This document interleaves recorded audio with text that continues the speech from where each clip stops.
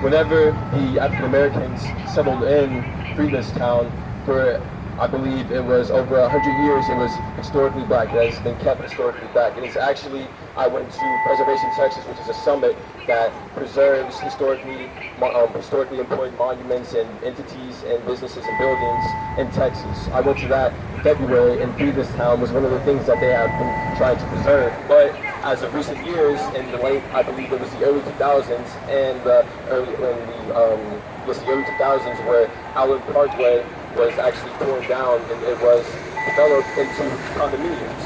So that was really a big start on how you see the movement of capital has affected where people are living, how it affects the amount of affordable housing in the areas, the amounts of just economic opportunities. So we had a meeting with Rice Management Company a couple of days ago, and we spoke about what economic opportunities would be available for the people who will be affected by the Innovation Corridor. For one, they said that there will be numerous startups that will be coming from Station Houston, which I applaud them in their efforts for establishing Station Houston about 2 years ago. That was primarily for the sole proprietorship of startups and entrepreneurs in the Houston area. I applaud them for that. But my concern is for the people who currently reside in the area, how will they be integrated into these opportunities? Why? Because the flow of capital correlates with the rises and the property values that these people reside in. So all of these people, they live on fixed incomes, as well as I believe the median income for families who live in this area is below $20,000. But if you look at above where the downtown area is, the median income is $40,000, almost twice as much for families who live off of half as much. So when you look at these opportunities, what exactly do these opportunities look like? Well, for one, the innovation corridor is a really positive word. You hear the word innovation, you think that positive things are going to happen. But whenever you look into the nitty-gritty, you see that these jobs aren't really prescribed towards people who already exist in the area. These are working individuals who engage in blue-collar activities and blue-collar jobs, who, like I said, live on fixed income, are in low socioeconomic levels that are also primarily dependent on welfare and things as such. So most of these people are renters. There's no protection for renters in the city of Houston. That means that if a business or an entity decides, such as Rice Management Company decides to invest or buy a property, then the individuals who live in those properties, who are living on fixed incomes and who rent those properties, have a 30-day eviction notice to just get out of Dodge.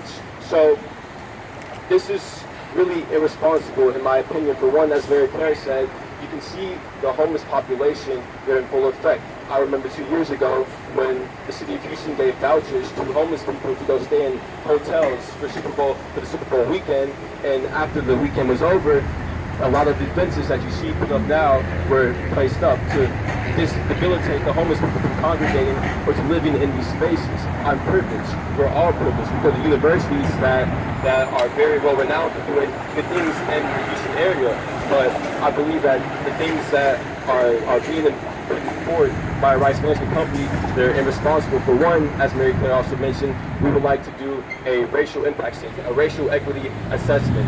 What that does is it does a good social analysis of how these investments affect the people who currently live there, in terms of economic, in terms of upper mobility, because you can engage all day, but we don't want engagement through interaction. We want empowerment through equity. So these are things that we believe that Rice Management Company should keep in mind whenever they do develop the innovation district. It's a 4-mile stretch. The 4 miles in between the medical center and the downtown, and between downtown is primarily black. I believe it is at least 80%. The demographic is at least 80% black, and like I said before, the median income is below $20,000. So these families, what opportunities for upper mobility will you offer to the families who will be displaced? When we were in the meeting with Rice Management Company, I asked them, well, who are going to be the immediate people who get the jobs? Are you going to subcontract to local construction companies? Are you going to subcontract to local businesses to provide any type of help that the innovation corridor may need? Well, they can really provide an answer to that. I work in the board relations office at Texas Southern University. I understand that the board, whoever makes these decisions, they have contracts for extended periods of time with their own contractors. So that means that none of the people who are here locally will be employed by them in the immediate aftermath of this groundbreaking that's happening in approximately 45 minutes. So to me, that's very irresponsible. For one, the project manager, his name is Ryan, he said that he feels like a proud Houstonian even though he's only been here 4 weeks. Well, as a proud Houstonian, I don't think that you can feel what we know, or how Hurricane Harvey affected us, or how different natural disasters brings us together, because we are a diverse population. I don't think that someone who is a Rice alum who works for a Rice Management Company will have the best interest for Houstonians whenever they do things as such. I believe that because he works for a Rice Management Company, which they informed us, it contributes to 40% of Rice's spending money, where tuition is 20%. I believe that you are literally assessing, you are developing, and you are solely investing in this area for profit. I don't believe that the ideas of integration, I don't see those as happening. You can look at Chicago, where the University of Chicago, south side of Chicago, and Woodlawn is an area that is demographically, I believe, is 89% black. And they're looking at building the Obama Center, which is in Jackson Park to the east. And coincidentally, the same line that unites, or that goes through the University of Chicago and the east side of Woodlawn is the Red Line. So the ideas of transportation uniting people, well, you have to look at the demographics. The Red Line, it goes from north to south. Along the Red Line, there have been in past years condominiums put up that are marketed towards higher income individuals. Well, east to west of the Red Line is Third Ward.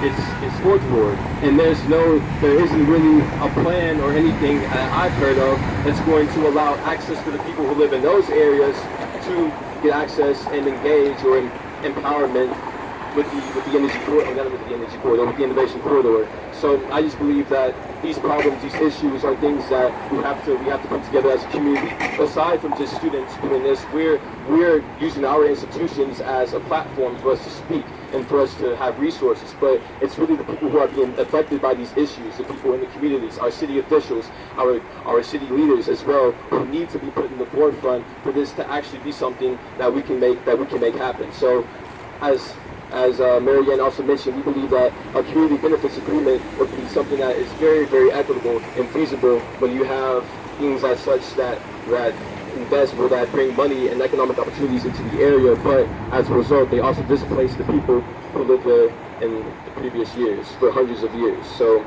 I thank you all for listening, and I'm going to pass the mic now. Okay, Joseph Johnson, Rodak.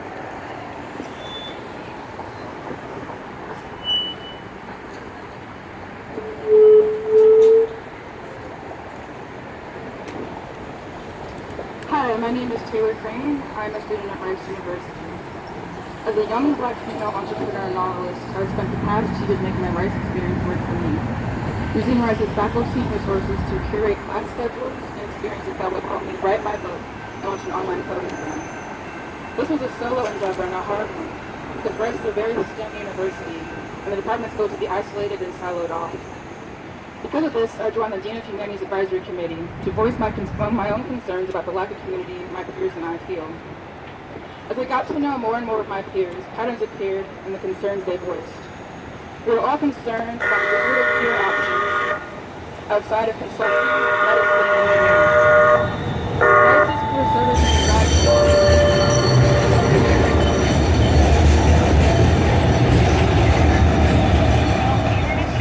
focused on fictional humanities careers such as editorial jobs and teaching.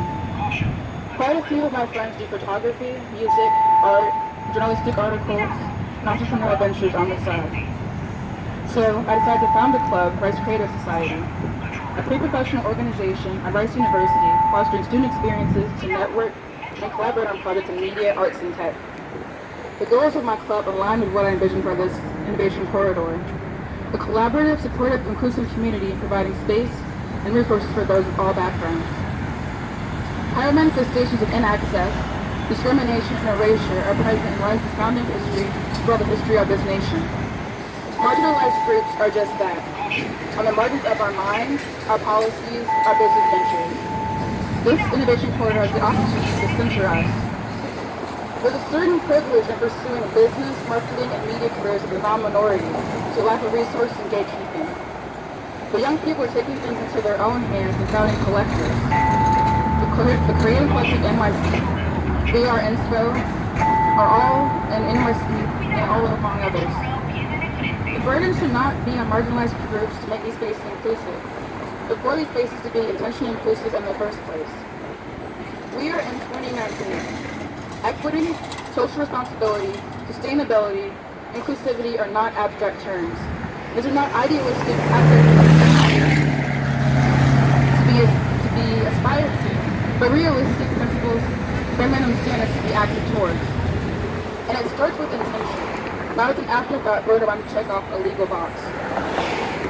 The educational, social networking, career and exponential learning capacity for this space is tremendous. Innovation thrives upon collaboration, different perspectives, divergent thinking, and resources. Creativity and innovation is not limited to STEM, but with STEM and the arts working together. The innovation corridor should prepare people for the future of work, where innovation, diversity, and efficient learning are the norm.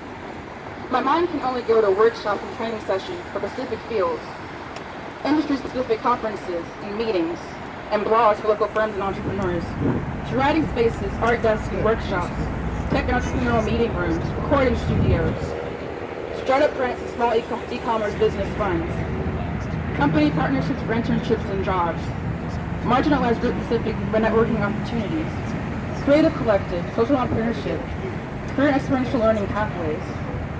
We are in one of the largest and most diverse, artistic, and multicultural cities in America. The innovation corridor should reflect that. To rephrase JFK, it isn't about what the community can offer to the innovation corridor. It is about what the innovation corridor can do for the local community, Houston at large, who aren't tech startups and investors. The innovation corridor has the potential to have a huge impact in ways that are both profitable and equitable. To quote my university's slogan, Unconventional Wisdom, Rice is a community of curious thinkers, passionate dreamers, energetic doers who believe in improving the world demands more than